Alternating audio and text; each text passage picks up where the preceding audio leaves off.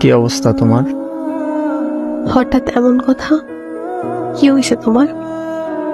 আরে তেমন কিছু না, বাসা দিয়ে নাকি ছেলে দেখছে। তো কি হয়েছে? ছেলের নাকি সরকারি চাকরি আছে। থাকতে পারে, জানি না। ও আচ্ছা। তুমি এত কিছু কিভাবে জানলে? তোমার কাজিন বলছে। ও আচ্ছা, এইসব খবর ও ভালো রাখে। তোমার পরিবার তো মনে হয় রাজি। কি করবে এখন? আমাদের সম্পর্ক কি এখানেই সমাপ্তি?